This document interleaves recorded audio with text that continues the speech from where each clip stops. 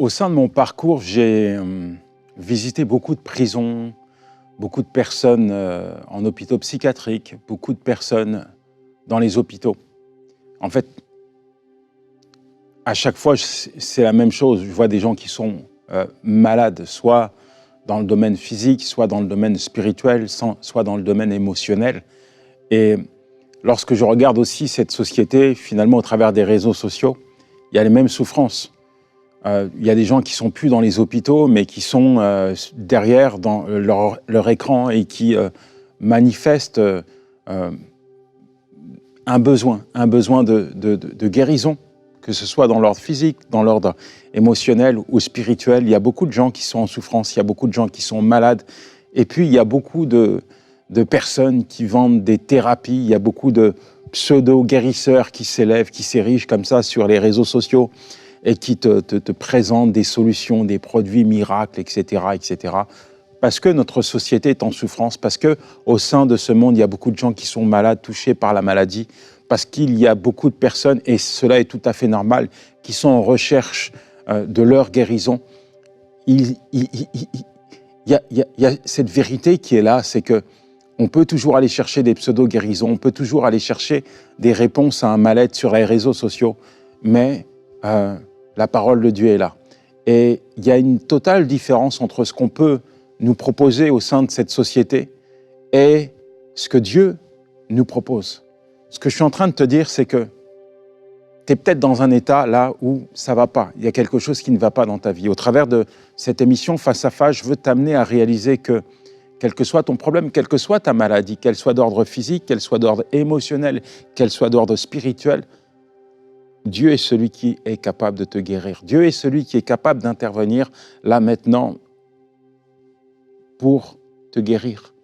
Il y a une parole qui est tellement belle, tellement importante, tellement révélatrice de la parole de Dieu, de la volonté de Dieu, qui se trouve dans 3 Jean 1, verset 2, où il est dit « Je souhaite que tu prospères à tous égards, comme prospère l'état de ton âme ».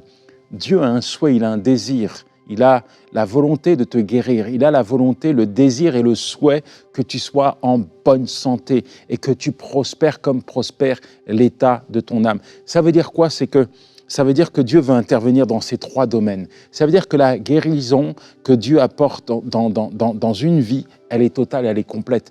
Aujourd'hui, tu le conviendras, il y a beaucoup de personnes qui sont dans les hôpitaux. Heureusement que la médecine a fait des prouesses, heureusement que les médecins sont bons, on donne des traitements, mais à aucun moment on a le pouvoir de guérison.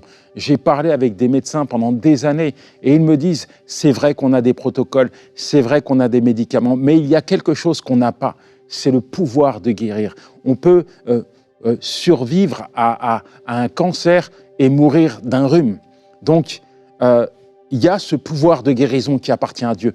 Les médecins donnent des traitements, mais c'est Dieu qui guérit.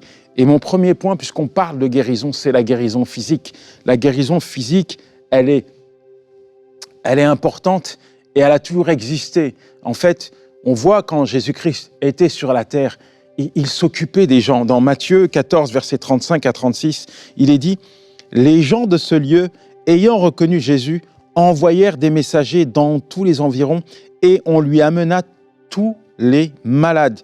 Ils le prièrent de leur permettre seulement de toucher le bord de son vêtement et tous ceux qui le touchèrent furent guéris. » Jésus-Christ, souvent lorsqu'il intervient quelque part, il s'occupe de l'âme, il s'occupe du corps. Et il y a quelque chose qui est important. Peut-être que tu traverses ce long couloir, il est pénible, il est difficile, le couloir de la maladie. Et ce qui est important pour toi aujourd'hui, c'est de réaliser que la guérison, ta guérison, se trouve dans la main de Dieu. Jésus-Christ a guéri hier. Tous ceux qui s'approchaient de lui étaient guéris, quelles que fussent leurs maladies. Il y a une dimension que tu peux expérimenter avec Dieu.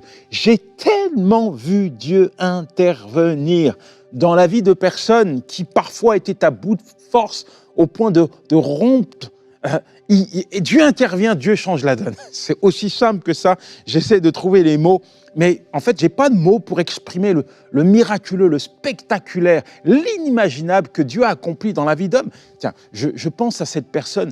Souviens, je le visite à l'hôpital avant d'aller dans sa chambre. Personne âgée qui avait des problèmes cardiaques. Les infirmières me disent profitez de lui parce que son cœur est fatigué et son cœur peut s'arrêter d'un moment à l'autre. Et j'entends ça, moi je suis jeune chrétien, alors forcément je vais rendre visite à mon ami, je ne suis pas franchement quelqu'un qui est là pour le fortifier parce que je viens d'être assommé par ce que j'ai entendu. Je ne suis pas dans une dimension de foi comme j'aurais dû l'être.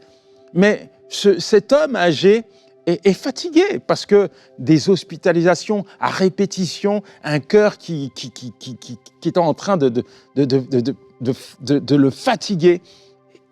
Et je suis là et finalement c'est lui qui me fortifie. Avant que je parle, avant que j'engage une conversation, il me dit Yanis, on va prier, on va remettre ma situation entre les mains de Dieu. Je crois que le chirurgien cardiaque est capable, quand je dis chirurgien cardiaque, tu l'auras compris, c'est le chirurgien divin cardiaque est capable de me donner un nouveau cœur. Il a prié Dieu, Seigneur, donne-moi un nouveau cœur, un cœur d'enfant, un cœur qui bat la chamade. Et Dieu a accordé un nouveau cœur à cette personne. Et il a vécu des années encore, il a quitté l'hôpital et il a continué à servir Dieu. Ce que je veux te dire, c'est que ok, il y a des faits qui sont là, il y a une maladie qui est là, et c'est pas agréable, et ça peut vraiment t'attrister, t'abattre, mais positionne-toi. Je dis positionne-toi. Tu sais, la foi obtient toujours des résultats.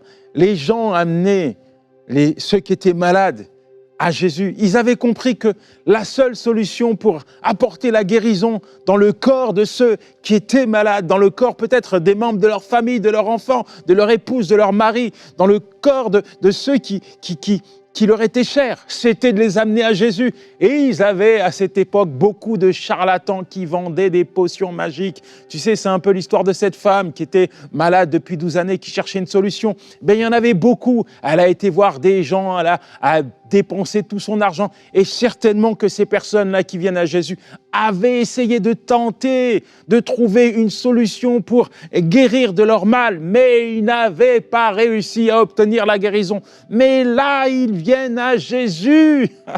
Ils sont venus à Jésus et tous ceux qui sont venus à lui ont obtenu leur guérison. Mon ami, je ne suis pas médecin, mais je te le dis, Dieu est capable de te guérir maintenant, quelle que soit ta maladie. Moi, je suis certain, je suis convaincu que lorsqu'on annonce la parole de Dieu, lorsqu'on annonce aux gens que Dieu est capable de les guérir, Dieu se charge de venir signer, ratifier la parole que nous annonçons. Il est celui qui est capable de te guérir. On va prier. Juste, ce que je te demande, c'est de te positionner. On a amené les malades, ils sont venus à lui. Viens au Seigneur avec moi dans la prière. Connecte-toi à Dieu maintenant et je prie pour toi. Seigneur, merci pour ton enfant. Pose ta main sur lui. Comme tu l'as fait, Seigneur, pour ces personnes, quelle que soit la maladie, Seigneur, quels que soient les pronostics, quel que soit l'état de ton enfant, pose ta main sur lui. Ce que l'homme n'a pas pu faire, tu es capable de l'accomplir. Alors je te demande maintenant un miracle. Un miracle. Fais un miracle. Viens guérir. Viens éradiquer toute forme de maladie au sein du corps de ton enfant. Éradique toute forme de maladie. Maintenant, dans le puissant nom de Jésus, je proclame une guérison instantanée dans le nom de Jésus, Seigneur. Tu le fais parce que tu l'as fait. Tu le fais parce que tu dis que tu le fais. Tu le fais parce que tu es le Dieu de l'impossible. Tu le fais parce que tu n'es pas un homme pour mentir, ni le Fils de l'homme pour se repentir. Parce que tout ce que tu dis, tu l'accomplis. Merci mon Dieu, merci mon roi, de ce que maintenant, Seigneur, ta parole s'accomplit dans la vie de ton enfant. Amen. On parle de guérison émotionnelle. Il y a les maladies physiques et puis il y a les maladies émotionnelles. Tu sais, quand tu as été cassé, quand ton identité, quand ta personne a été brisée, détruite, tu as l'apparence d'être bien, mais à l'intérieur, tu es abîmé, abîmé, abîmé. Il y a comme un déséquilibre. Il y a comme une tristesse qui tapisse ton cœur. Ton âme est affligée. Tu as peut-être été traumatisé, tu as peut-être été piétiné, tu as peut-être été mis de côté, rejeté, tu as peut-être été battu, frappé, abandonné. Ça te fait mal à l'intérieur. Tu as besoin d'une réparation divine. Tu as besoin d'une guérison divine. Ça fait peut-être des années que tu marches ainsi. Tu portes toutes les stigmates de cette douleur. Tu pleures, tu ne ris plus. Tu es constamment dans l'abattement, tu ne te réjouis plus. Tu n'arrives pas à te projeter vers un avenir serein. Tu n'arrives pas à renouer avec la paix, avec la joie, avec le bonheur. Tu n'arrives pas à vivre pleinement la parole de Dieu dans toute son essence. Tu n'es que l'ombre de toi-même parce que tu es malade au niveau de tes émotions. Mon ami, j'ai tellement vu de personnes qui ont vécu des véritables calvaires. Ces personnes, pour certaines, ont été abusées sexuellement par un membre de leur famille. D'autres ont vécu la maltraitance, le rejet. D'autres ont subi des brimades. D'autres ont subi des choses qu'on ne peut pas faire subir à un homme. Trahison, mépris. Aujourd'hui, si je te parle de ces personnes, c'est parce qu'elles ont tout un point commun. Elles ont rencontré Dieu. Normalement, ces personnes, on aurait pu les retrouver dans la rue, sur un trottoir en train de se prostituer, ou dans un hôpital psychiatrique, tellement leurs émotions étaient endommagées. Mais elles ont toutes rencontré Dieu et elles ont vu Dieu venir guérir leur cœur brisé. Elles ont vu Dieu les amener dans une restauration totale et complète, et notamment de leurs émotions. Elles ont vu les mains de Dieu venir réparer ce qui était endommagé au sein de leurs émotions. Tu sais, aujourd'hui, quand tu es malade dans tes émotions, on te donne un traitement pour mieux accepter, pour mieux tolérer, pour mieux supporter ces souffrances émotionnelles. Mais Dieu n'apporte pas une guérison qui est éphémère. La guérison de Dieu, elle est complète, totale. Elle inclut la guérison, mais également la réparation, la restauration. Elle change, elle transforme ta vie tout entière. Dieu vient à l'intérieur réparer, refermer toutes ces blessures, ces plaies béantes qui sont les tiennes. Je me souviens de cette sœur qui avait été violée, enfermée dans un couloir de destruction. Une fille qu'on a déshonorée alors qu'elle n'était qu'un qu'une enfant. Normalement, cette fille, après avoir subi ces atrocités, n'aurait jamais dû être ce qu'elle est aujourd'hui. Normalement, cette fille était condamnée à vivre dans la tristesse, à regarder le sol, à mordre la poussière, à porter ce lourd fardeau, à être prise en otage par les traumatismes qu'elle avait subis dans son enfance. Mais aujourd'hui, cette fille, tu sais quoi? Elle a rencontré Dieu. Et elle a vu les mains de Dieu venir changer la donne. Elle a vu les mains de Dieu venir apporter la paix dans son cœur, réparer ses blessures, lui redonner cette dignité qu'on lui avait volée, lui redonner l'honneur qu'on lui avait volé. Et aujourd'hui, cette fille s'emploie à revaloriser les femmes qui ont été brisées, abusées, piétinées par les aléas de la vie. Alors ce que Dieu a fait dans la vie de cette fille ou dans la vie de ces personnes que je viens de mettre en avant, je te le dis, il est capable de le faire dans ta vie.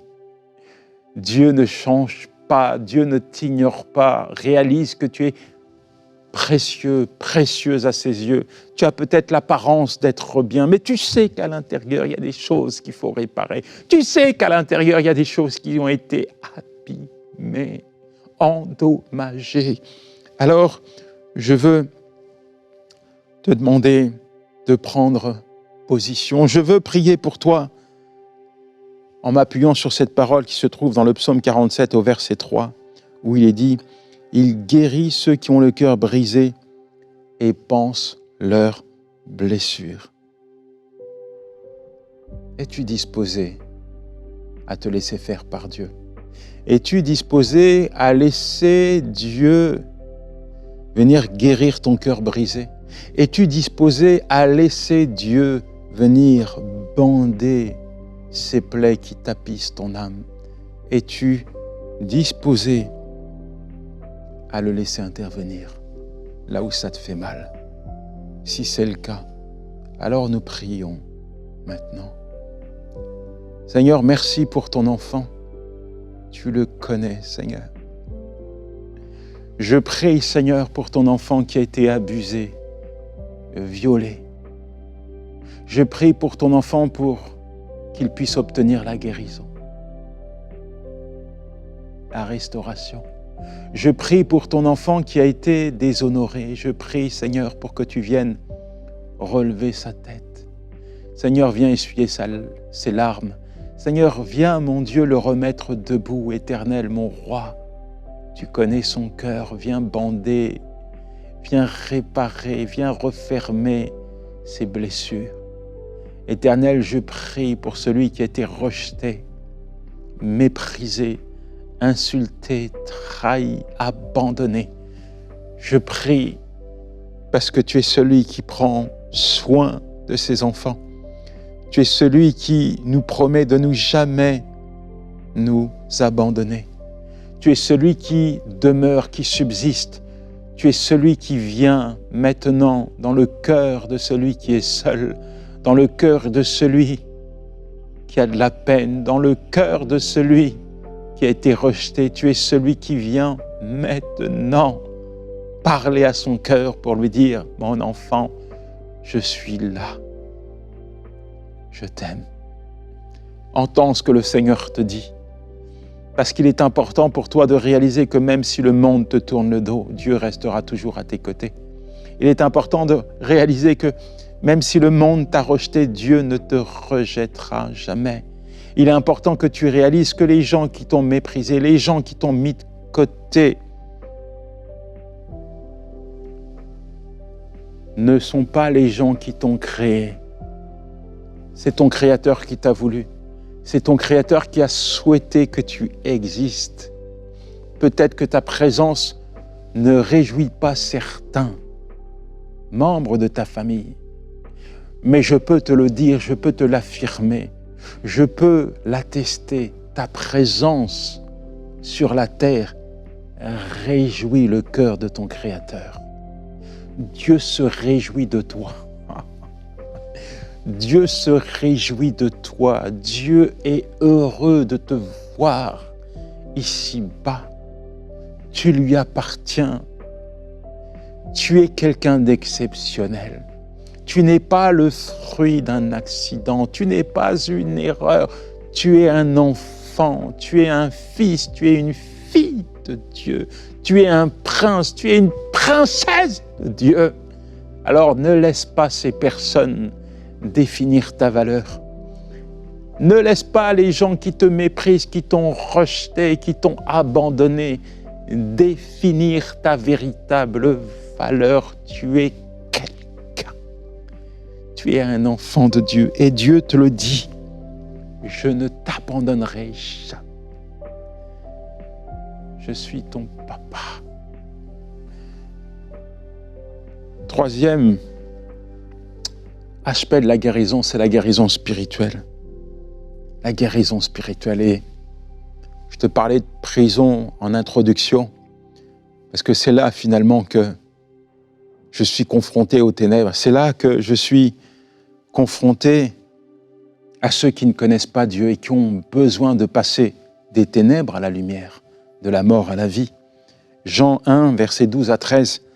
Mais à tous ceux qui l'ont reçu, à ceux qui croient en son nom, il a donné le pouvoir de devenir enfants de Dieu. Aujourd'hui, tu es peut-être dans les ténèbres et tu souffres, tu es malade, tu vis à l'encontre de tout ce que tu aurais souhaité. Tu es dans une prison, peut-être pas physique, mais spirituelle. Ta vie est imprégnée d'iniquité. La noirceur du péché t'habite et réside en toi. Tu es torpillé au quotidien par le péché et tu aimerais sortir de ça. Tu aimerais renouer avec la vie. Tu aimerais passer de la mort à la vie. Alors je veux te dire, tu as juste besoin de recevoir la parole de Dieu. Jésus-Christ à la croix a tout accompli pour que tu sois sauvé. Je pense à ce brigand qui était à la croix, condamné à la pire des condamnations, la crucifixion. Il se tourne vers le Seigneur. Il n'a jamais rien fait de bon, mais il va faire quelque chose d'important. Pour une fois dans sa vie, il va faire quelque chose d'intelligent. Pour une fois dans sa vie, il va dire quelque chose d'excellent. Seigneur, souviens-toi de moi lorsque tu seras au paradis dans le règne de ton Père. Jésus-Christ va lui dire, ce soir même, tu seras avec moi dans le royaume de mon Père. Aujourd'hui, cette parole est pour toi. Alors que tu prends conscience de ton besoin, alors que tu réalises que sans Dieu, tu es perdu, alors que tu réalises que seul Jésus-Christ est capable de te sortir de là, je vais t'inviter à prier. Je vais t'inviter à recevoir Jésus-Christ comme ton Seigneur et Sauveur. Et ça sera l'assurance pour toi de passer de la mort à la vie, des ténèbres à la lumière. Dis avec moi, Seigneur, je me repens de mon péché. Aujourd'hui, je t'accepte comme mon Seigneur et mon Sauveur. Je décide de te suivre, de t'obéir jusqu'à la fin de mes jours. Amen, amen, amen. Et alors que tu as fait cette prière, je proclame une visitation divine. Je proclame que Dieu va venir te parler. Je proclame que Dieu va te donner tout ce dont tu as besoin pour marcher en nouveauté de vie. Il va le faire parce qu'il l'a fait dans ma vie. Et il va le faire parce qu'il l'a fait dans tant de vies. Et il va le faire pour toi. N'en doute pas un seul instant. Il faut reconnaître notre besoin de guérison quand on est malade physiquement, quand on est malade dans nos émotions, quand on est malade spirituellement. Il faut reconnaître notre besoin de guérison. Matthieu 10, à partir du verset 42 à 46, il est question d'un aveugle du nom de Bartimée. Cet homme, quand il a entendu parler du Seigneur, il a commencé à crier « Jésus-Christ, Jésus-Christ, Jésus-Christ, aie pitié de moi !» On a essayé de le faire taire. « Tais-toi, arrête de te faire entendre !» Normalement, il aurait dû se taire parce que c'est un homme qui vivait en marge de la société. C'est un mendiant aveugle, réduit à peu de choses. Mais quand il entend parler de Jésus, il sait dans son cœur que c'est la guérison pour lui. Alors il se met à crier, crier, crier. Et plus on lui a dit de se taire, plus il se mettait à crier haut et fort. « Aie Jésus, aie pitié de moi, je suis là. Je ne vois pas, mais je crois que tu es capable de me guérir. » Et quand on lui a dit « Jésus t'appelle », tu sais ce qu'il a fait? Il a acheté son manteau et il est venu à Jésus et il a obtenu sa guérison. Il a jeté son manteau.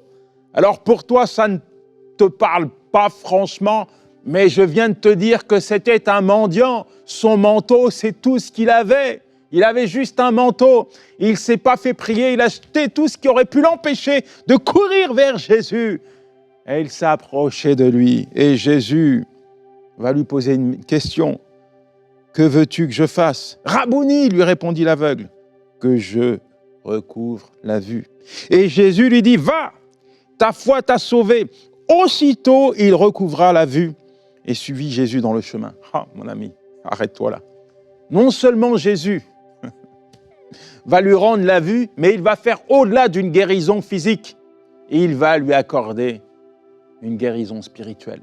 Ta foi t'a sauvé. Jésus-Christ règle son problème. Jésus-Christ apporte le salut dans son cœur, dans son âme. Désormais, c'est une vie qui est changée. C'est une vie qui est transformée, métamorphosée. Et il voit et il suit le Seigneur. Voilà le résultat d'une personne qui s'approche de Jésus. Elle obtient sa guérison, qu'elle soit d'ordre spirituel, physique, émotionnel. Jésus-Christ est celui qui guérit. Alors, nous terminerons ainsi. Seigneur, nous voici devant toi, en toute humilité, parce que nous savons, Seigneur, que tu es celui qui guérit.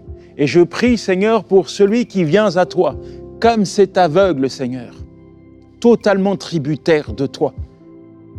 Je prie pour celui qui s'approche de toi dans une attitude d'humilité, maintenant, Seigneur, parce que tu vas lui faire grâce. Seigneur, tu viens apporter une guérison, Seigneur, au sein de sa vie, Seigneur. Peu importe, Seigneur, qu'elle soit d'ordre spirituel, physique, émotionnel, tu viens apporter une guérison maintenant dans le puissant nom de Jésus. Amen, amen et amen. Qu'est-ce que Dieu est bon. Je ne sais pas ce que tu penses, mais honnêtement, laisse la parole de Dieu saturer ton cœur et tes pensées. Et tu vas voir que finalement, quel que soit ce que tu vis ici-bas, Dieu sera toujours là et tu vas avoir ce réflexe d'un enfant de Dieu en tout temps, quelles que soient les difficultés, quelles que soient les étapes, tu vas avoir le réflexe de te tourner toujours, mais alors toujours, vers ton Dieu, parce que tu seras convaincu dans ton cœur qu'avec Dieu, il y aura toujours une réponse à ton problème. Que Dieu te bénisse, mon ami. Ciao!